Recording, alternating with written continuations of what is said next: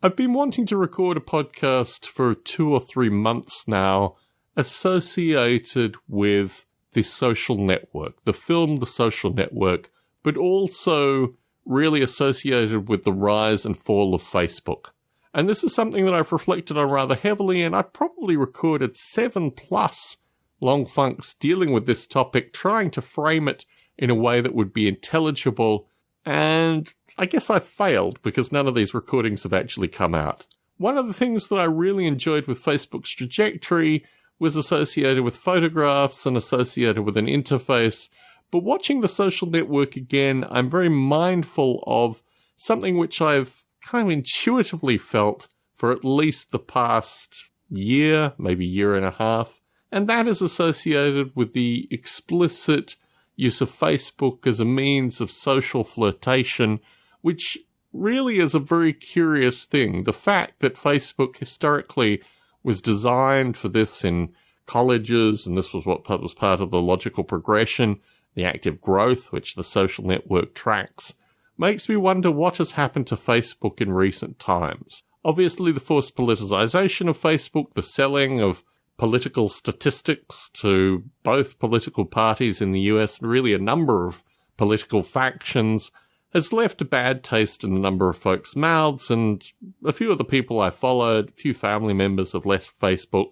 in the past 2 months, based primarily on what is loosely referred to as the Cambridge Analytica scandal, which strikes me because I have some sense of history, being rather curious because certainly the Obama campaign used something very similar to create social graph information, and really I think Cambridge Analytica has just fallen into some kind of extreme politicization or perhaps critical analysis associated with the role that Facebook has played in the past election without doing the same analysis on the role that Facebook has played in a number of prior elections. What has changed with Facebook is obviously the 5 likes and also really hyper-tuning its algorithms and methods to the last US election, and a lot of the fallout that came from that. Having run Facebook ads, I'm well aware that even with tens, if not hundreds, of potential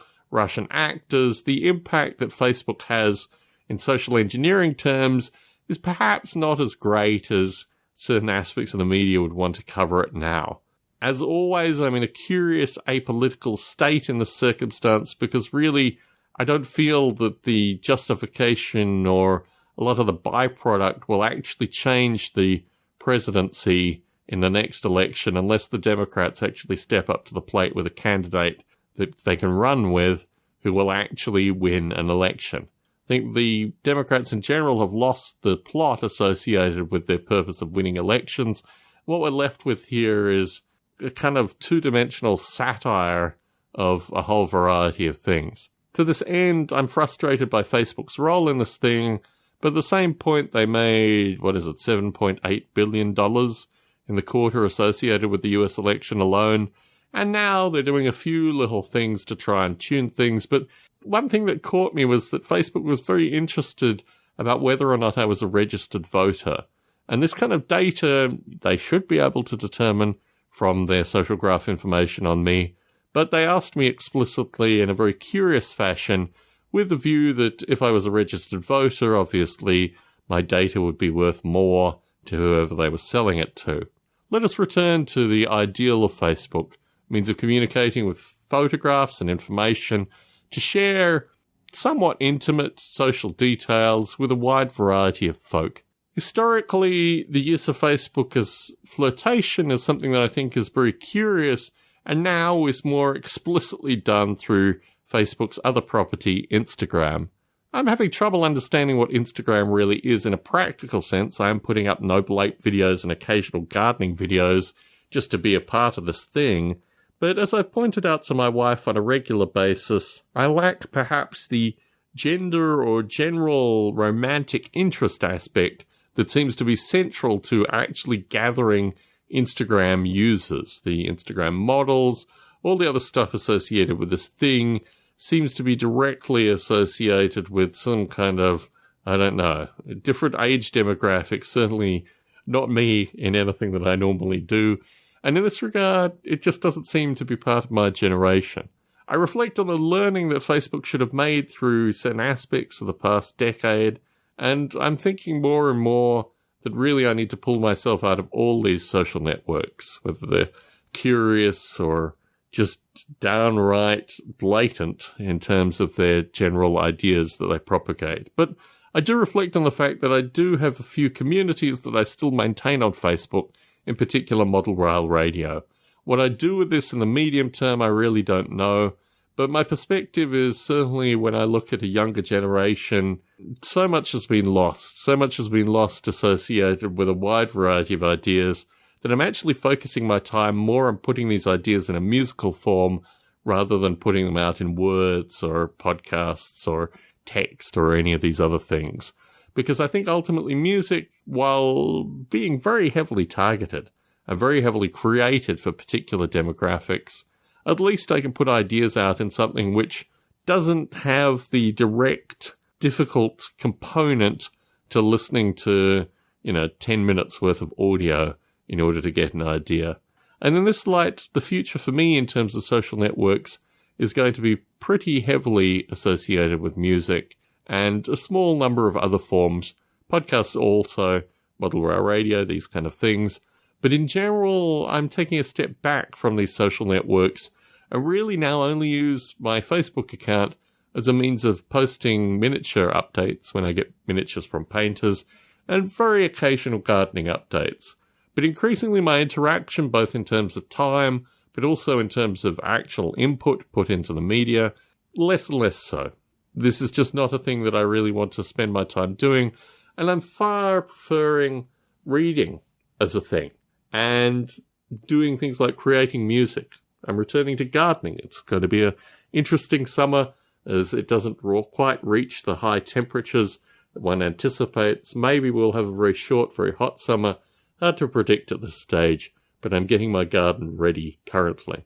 So what is the conclusion with Facebook? Well, I had a very rare conversation with my father maybe 2 months ago now, which really dates how long I've been trying to record this topic, and he asked me what I thought the future of Facebook was. My response was that Facebook will never be where it was 5 years ago. The people who interacted with Facebook over that period of time gave me a rich opportunity to communicate with a vast number of people, many of whom I have known historically. But now I just don't want to hear about their politics. I'm not interested in just skewed narratives that make me want to wince, and in many cases actually cause me to wince when I read this stuff online. So wafer thin, so disturbed and disconnected. I don't know. I don't think I've led a particularly privileged life, but I've certainly read a lot of history, and recently it would lead me to believe that there's certain learning that just hasn't been done by a majority of the population, which I guess is an experience which I've always felt. But in general, this has not caused the level of offence that it's causing me currently, and curiously, Facebook is so heavily intertwined with that. If only Facebook had maintained what it was 5 years ago, I think it would be a very different platform today. And it would be a platform that was associated with social joy. One of the things that I find particularly curious is of the people in my social network on Facebook, and I've done many culls to reduce it down. Now, a majority of them, I really don't know who they are, nor do I really want to hear from them on a regular basis. And this ultimately is moving me off the platform, but I think it's actually moving a majority of users off the platform, which is sad because it once was a great thing, but now it is what it is. And now it's desperately trying, through a series of ads, to rebuild itself as not being this thing of hyper-propaganda.